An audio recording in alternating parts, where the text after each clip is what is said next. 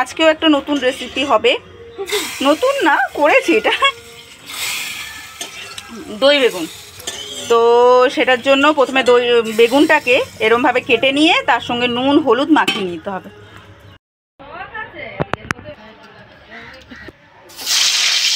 বেগুনগুলোকে এরকম করে ভেজে নিতে হবে প্রথমে, 4টে করে দিয়ে ভাজবো। বাবা বেগুনটাকে দিয়ে দিয়েছি না, কি বলবো, বাইরে থেকে বোঝা যাচ্ছে না জানো তো, কিন্তু ভিতরে ভিতরে বেগুনগুলো বড্ড পেকে গেছে। গুণ নেই বেগুনের। কাজু বাদাম আর পোস্ত পেস্ট হওয়ার, এরপরে এটা হালকা পেস্ট করে নিয়ে তারপরে কাঁচা লঙ্কা দেবো। এইখানে দিয়ে দেবো এবার কাঁচা লঙ্কা।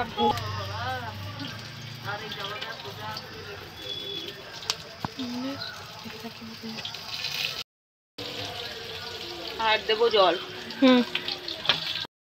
টক দইও অ্যাড করে দিচ্ছি, দিয়ে আর একবার মিক্সিটা ঘুরিয়ে নেব। একটা বাটিতে কিছুটা পরিমাণ হলুদ, কিছুটা পরিমাণ জিরের গুঁড়ো, কিছুটা পরিমাণ লঙ্কার গুঁড়ো, একটু জল দিয়ে ঘাটিয়ে রেখে দেবো। তেলের মধ্যে গরম মশলা দিয়ে দিচ্ছি গোটা, অল্প পরিমাণ একদম।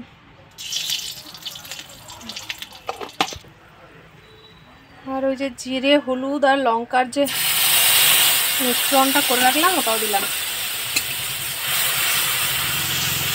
একদম লো, গ্যাসটা একদম লো করে দিতে হবে এখন। দিয়ে ওই দইয়ের পেস্টটা, দই কাজু দিয়ে যে পেস্টটা বানিয়েছিলাম ওইটা ঢেলে দিলাম। আমি হচ্ছে মাছটা পরিমাণ মতো নুন দিয়ে দিলাম, দিচ্ছি চিনি একটু।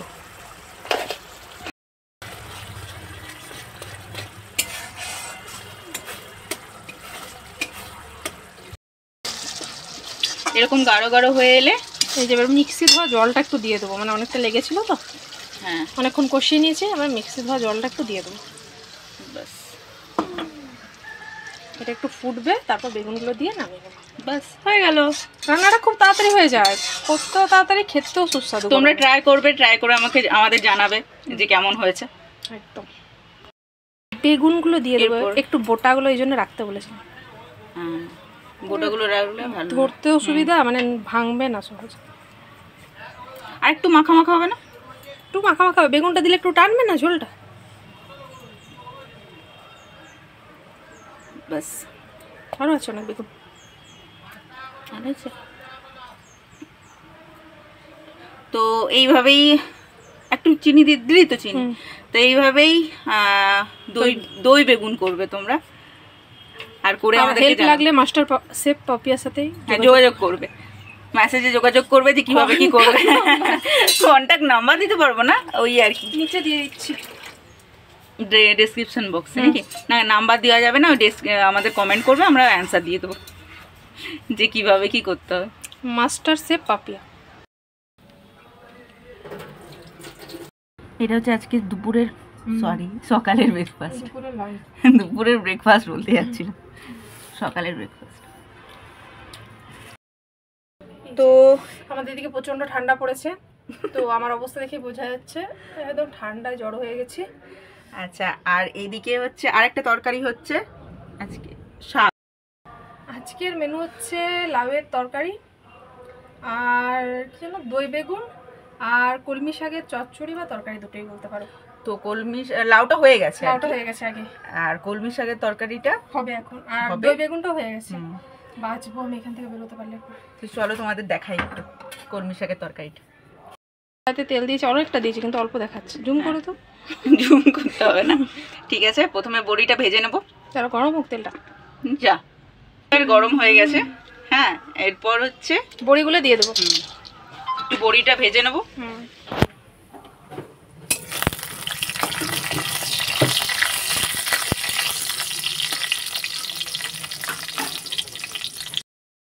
বড়ি ভাজা হয়ে গেছে, আর একটু তেল দিয়ে দিচ্ছি ওই কড়াইতে। এরপরে দিয়ে দিচ্ছি কিছুটা পাঁচফোড়ন। আর এইদিকে এখানে হচ্ছে বেগুন, আলু আর পেঁপে নিয়েছে। এখানে আরো ঝিঙে, গাজর অনেক কিছু নিয়ে যেতে পারতো, যার যা পছন্দ সবজি নিলেই হচ্ছে। যত সবজি দেবে তত খেতে ভালো লাগবে। আর এদিকে প্রথমে একটু ভেজে মানে দিয়ে দেবো, এটা দিয়ে এটা পুরোটা ভেজে নেবো। এরপর একটু আদা দেওয়া হবে, আদা গ্রেট করে রেখেছিলাম ওটাই দিয়ে দেবো। পরিমাণ মতো নুন আর পরিমাণ মতো হলুদ আর জিরে গুঁড়ো মাছ সব কিছুতে।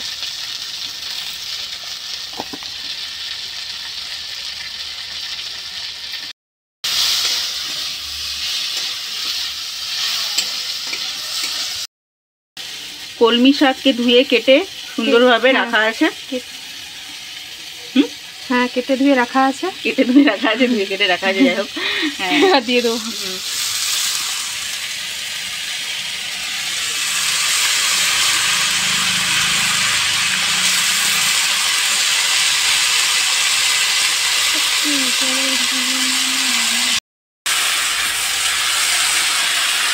এবার একটুখানি শাকটা হবে কিছুক্ষণে মজে আসবে, তারপরে ঢাকা চাপা দিয়ে রান্না করলেই হয়ে যাবে। তো জলটা অ্যাড করতে হবে না।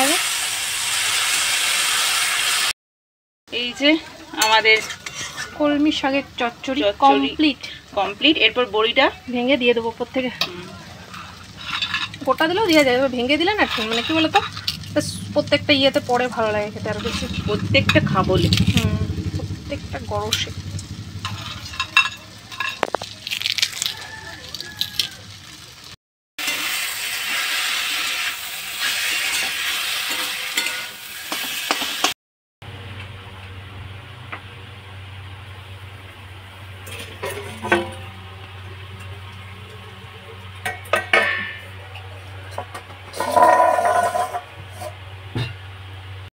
গুড ইভিনিং বন্ধুরা, এখন বিকেল 6টার মতো বাজে। আর এখন ক্যামেরাটা অন করলাম, তো তার আগে ওই দোকান টোকান খোলা হয়ে গেছে। আর এই যে রেডি, একটু ঘুরতে যাবো ভাবছি। আর কালকে মিশুর জন্মদিন, তো ওর জন্য কিছু গিফট কিনবো, এইসব আর কি। তো চলো, বিকেল হয়ে গেছে, 6টা বাজে এখন প্রায়। তো চলো আজকে বিকেলে কী করছি। এই যে দুজন মিলে বেরিয়ে পড়েছি, কয়েকটা টুকটাক কাজ আছে, তো সব কাজগুলোই সেরে নেবো আর একটু চাটা খাবো, এই আর কি বিকেলের প্ল্যান। চা খেতে এসছি, হেঁটে হেঁটে এলাম, হাঁটাও হলো আর চা খাওয়া হবে। দেখো মানে জায়গাটা খুব সুন্দর আর কি, গল্প করব একটু। এই যে মঞ্চে উঠে গেছে, এই দেখো কি সুন্দর জায়গাটা। এইখানটাতে না, এই দিকটাতে আসিনি কখনো। ওই দিকটা, ওইগুলোতে বসেছি সবগুলোতে, কিন্তু এই দিকটাতে বেশ আসিনি। এখানটাও বেশ হাওয়া দিচ্ছে, দারুণ লাগছে কিন্তু জায়গা। হ্যাঁ, নেতা ও বক্তৃতা দিবি নাকি? বক্তৃতা দিবি? হ্যাঁ।